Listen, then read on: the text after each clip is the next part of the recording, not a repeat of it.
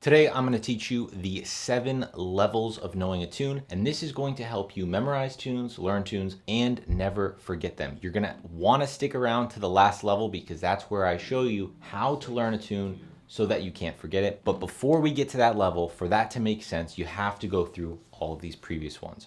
Now, it starts with level 1, which is obviously having heard the tune before. So for our lesson today, we're going to use the tune St. Thomas as our template, and I'll walk through learning St. Thomas as if I've never learned it before through all of these levels. For our purposes today, I'm going to assume you've heard the tune St. Thomas by Sonny Rollins. If not, you can always check out that tune afterward, but you'll probably recognize it. Level 2 is knowing the chords for the tune. You'll hear a lot of different players talk about learning the melody first or learning the chords. I think it is faster to learn the chords after you've heard the tune. So you're familiar with the melody, you might not know exactly how to play it, and you want to learn the chords. Also, I think it's okay to learn this via a real book, a good real book, something like the New Real Book. That is totally fine when we're first starting out. We're not trying to get perfection as we're going through every step of this. In fact, most students that I see waste a lot of time trying to get everything to 100% when they would make more progress if they got everything to 80% and kept moving forward. So if we're reading this off of our real book, we might see chords like C6, and then we have E minor, A7, D minor, G7, C6. So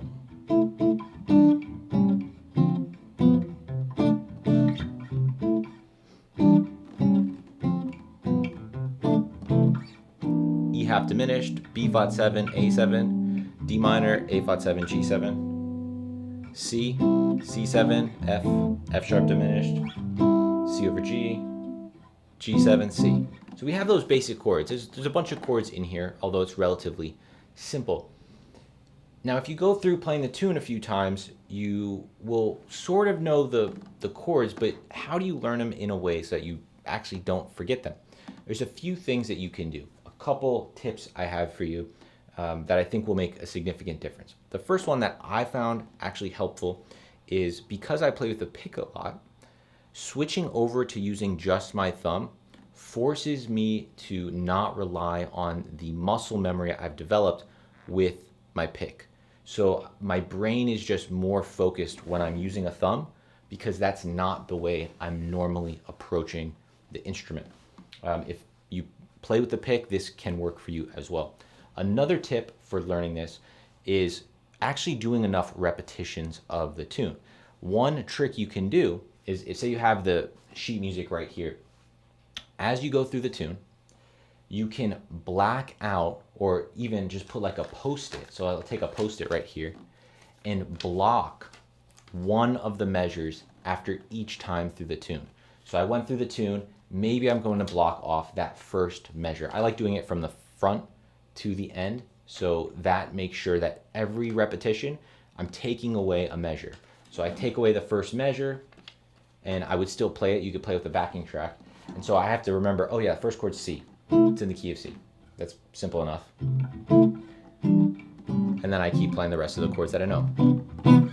Okay, so you can do that, and that makes sure you get enough repetitions. You'll get basically 1 rep per measure of the song.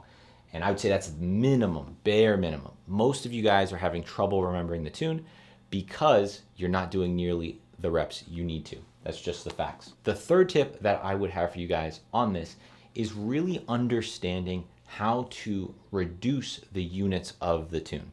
What I mean by that is, on the face of it, we have a lot of different chords. We have C, E minor, that's 2. I'll put a little counter here.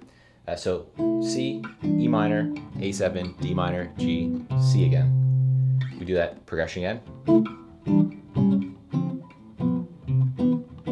Then we have E half diminished, B flat 7, A7, D minor, A flat 7, G7, C, C7, F major, F sharp diminished. We could call the C over G different, G7, C. So a bunch of different chords. But at the same time, the song is relatively easy. And so what's happening here is we need to understand how the harmony is functioning. So let's take that first 4 measures. We have the 1 chord. C is the 1 chord in the key of C. And then we have a 3, 6, 2, 5. Now, what this does is it reduces our units from C major, E minor, A7, D minor, G7, C to just, oh, it starts on the 1 chord and it's a 3, 6, 2, 5 back to the 1 chord. Maybe that's another unit, 3, 6, 2, 5. So 1 and then 3, 6, 2, 5. That is so simple. And then if we want to add in another 4 measures for this tune, we just repeat what we just did. Each new thing that we have to learn, we try and connect it and relate it to the other things we already know. And if you're more on a beginner side, this is going to be a lot of what you spend time on, is trying to reduce those units. And if you're more advanced, you're doing this already, whether you know you are or not. Okay, so that's for mastering the chords. What about learning the melody? Again, you can learn this by ear, but if you're not particularly gifted at learning by ear, I think it's not worth the frustration and the risk of quitting and just kind of losing momentum versus just learning it from the sheet and then getting away from the sheet by actually playing the tune. So again, let's say you're learning it from the sheet.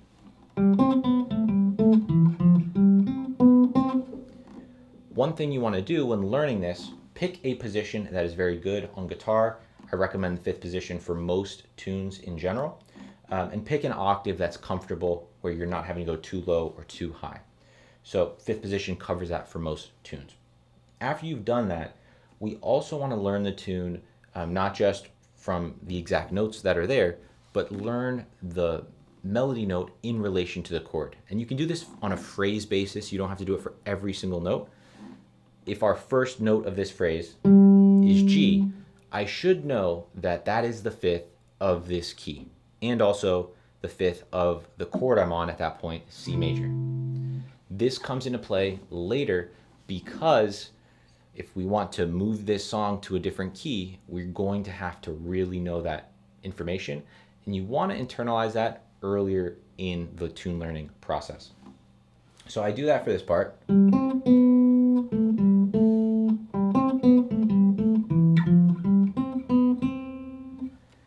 And then I say, okay, that's that first part of the melody. I'm going to chunk that in my mind. And then the second part, it does the same thing.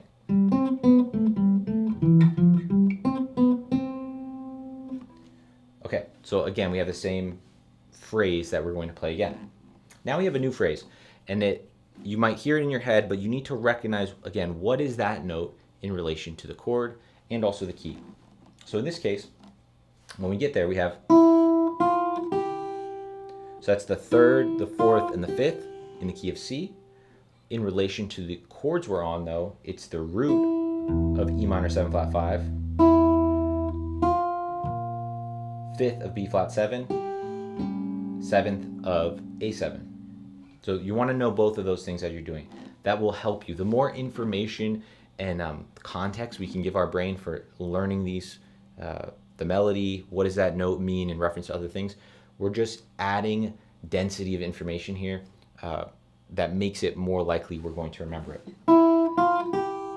So I have to know that phrase. We have a different one. So what is that F in relation to the chord there? Well, we have D minor.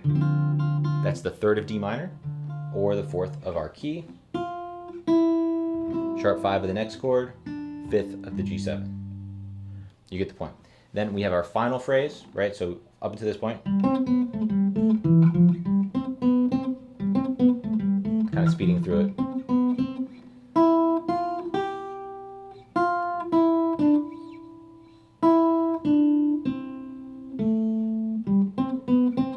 So 3rd of our chord and key, 9th, 5th, flat 3rd, restatement of that first part of the melody. So when you go through the melody, do that and just keep it to one position and one octave at this stage. The next level of learning the tune is knowing both the chords and the melody in different octaves or positions on the guitar. At first, I think you just get the most progress by learn the chords in one position, learn the melody in one good position. Cool. Now you could actually play that with someone, even in a limited capacity, but it gets you learning some tunes and not spending months and months just learning one tune. But once we've gotten to this point, we should know how to play this in some different spots. right? So if we're starting, let's take the chords, instead of just staying in one place, I want to be able to move through like I was doing when I first comped it. But even there, we could find some different spots to play this. So maybe C, maybe I have E minor here. I could go up here instead.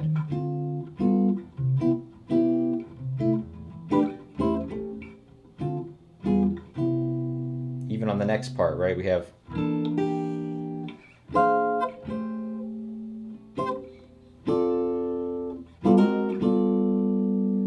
you get the point. We want to find different places to play these things. For the melody, same idea. We could take this shape and move it into a different octave.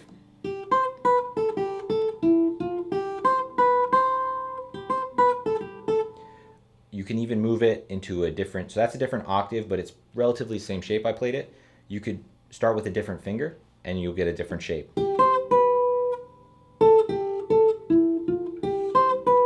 It will feel different to you. You really have to rely on actually hearing the tune and not your muscle memory. It'll really let you know if you know the tune or not. Let's move on to level 5. And this one applies for guitarists. I'm talking mainly to guitarists right now. And this is learning the tune in a simple solo guitar arrangement. So being able to play the chord and the melody generally together. You don't have to do it for every single note, having that harmonized, but you should be able to find a chord voicing that matches the melody. And that, again, really forces you to make sure that you know the melody, you know the notes so well that you could put a chord on top of it. You're not relying on just the muscle memory of where you played that melody before. So let's do it for this tune. So let's do it in a higher octave for this first part. Okay, so that's my melody. It's over to C. Now I have my E minor when I have G. I won't harmonize the A. I have A7, F. Now I have G in the melody, but with D minor. Up to C, G7, C. So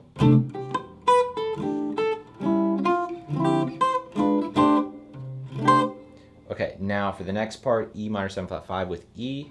That can be some tricky voicings. I'll just do this. And now we have B flat 7, A7. Then we have D minor, A flat 7, G7, C, C9, F major, F sharp diminished. Right, so that's a very, very simple chord melody arrangement that I was just doing on the spot. Just adding the melody with some chord voicings. It makes sure that I can find voicings for this with the melody. All right, level 6, we're starting to get to some more advanced ways of playing this, and that is being able to play the tune in multiple keys. Now, it's unlikely actually that you're going to play most of these jazz standards in keys that are not the original key, but there are some tunes that have a few different, quote, standard keys, and even if you weren't going to play these tunes in a different key, being able to, the learning process of what we'll just do, of playing a tune and learning it in a different key, will make you so much more effective at learning other tunes, and also challenges you to learn this tune not just in the single key, but you'll have to know it in a way that you could play it in any key. And I'll show you how to do that. We've actually done most of the steps already. So let's take the melody. Remember, we said that the melody here starts on the 5th of the key. So let's just move this up a 4th. So instead of playing in C, we'll play it in F. Now I have to think, okay, well, my melody starts on the 5th of F now, which is C. You might want to play just like an F major or F6 to get the key in your ear.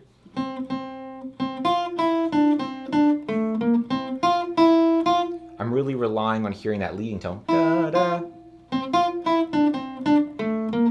I also know that in that part of the melody, I have that jump down from D to A, that jump of a 4th. And I walk up. Da, da, da, da, da, da. Let's keep going. Okay, let's stop on that phrase. What's nice about St. Thomas for this demonstration, we have very clear phrases, so we can just do one part, The second part of this repeats. Now we're on this other phrase where we said we started on the third of the key, which is also the root of my minor 7 flat 5. So A. I should also be able to harmonize that in the same, so even though we're doing new key, I should also be able to play the chords along with this, do a little solo guitar arrangement. So we could use some different chord voicings, right?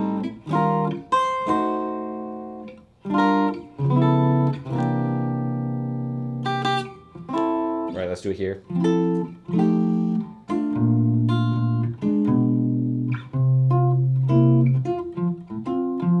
Right, so that's in the key of F to finish that out. But let's continue through that. I kind of got ahead of myself. So I was walking through that. I knew it was starting on the third.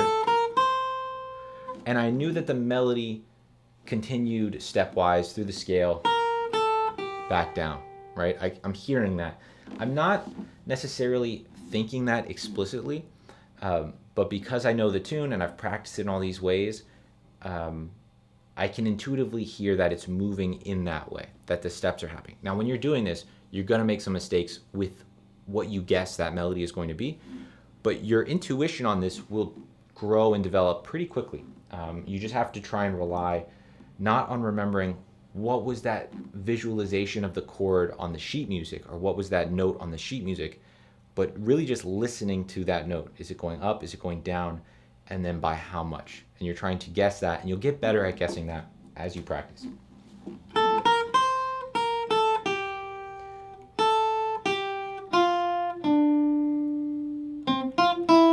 Right? So even just that little fragment, once you've got that, you'll really be able to move that into other keys. Okay, let's talk about level 7, which is this level of not being able to forget the tune. So we've gone through all the levels, and the 7th one is that you actually know it so well you can't forget it. And there's a little bit of a trick here with doing that, and it's one that most people don't really realize. And it's this fact that in order to learn something to the point where you won't forget it, you actually have to forget it many times. And so we have a little bit of sort of a catch-22 here, where people don't want to forget tunes. They feel bad about themselves, like, oh, I forgot that tune, and like somehow it's deficient on their part as a musician. But the reality is we have things we're trying to learn. And so let's take this song, St. Thomas. We don't know it, and then we move it over to having learned it. And so there's this process we go through of learning the tune, right? So now we know the tune, and it's in our short-term memory. We've just gone through it. But in a week, I might have forgotten parts of this. I might have, my brain's like, hey, we haven't really played this tune on a gig or in any situation. It's not really that important. And then it moves back over to having forgotten it.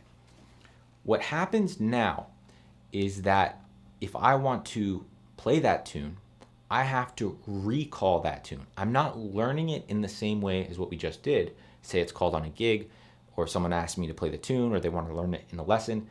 I have to really reach back in my memory and try and bring that back up. So that process of recall is different than learning the tune. And they've done lots of studies on this, that the act of recalling something that you've forgotten makes your brain put this deeper into long-term memory. So in order for us to get that tune further and further in our long-term memory, we actually have to keep forgetting it. And what will happen is the time horizon of us having forgotten it will extend. So I might forget it, and I have to remember parts of it and go, oh yeah, it starts on that note. That's the chords. Fine. Then I've recalled it, I've remembered it. Maybe it takes me 2 weeks to then forget it again, or 4 weeks, or 8, until it gets to the point where I've played that tune so many times, I've remembered it so many times that I cannot forget it. The takeaway there is that you have to be okay with forgetting the tune. It's fine. It happens to everybody. What also ends up happening as you learn more tunes is your ear gets so much better that you can just think about the tune and hear it in your head, and that gives you enough hints to recall it a lot better. So guys that know tons and tons of tunes, they're able to do that because they've trained their ear. If you guys want to learn more about my thoughts on how to train your ear for remembering chord progressions and hearing that kind of thing, I do have a course inside Chase's Guitar Academy called Hearing the Changes that walks you through that process. We also have a lot of stuff coming up for the new year. We have a workshop.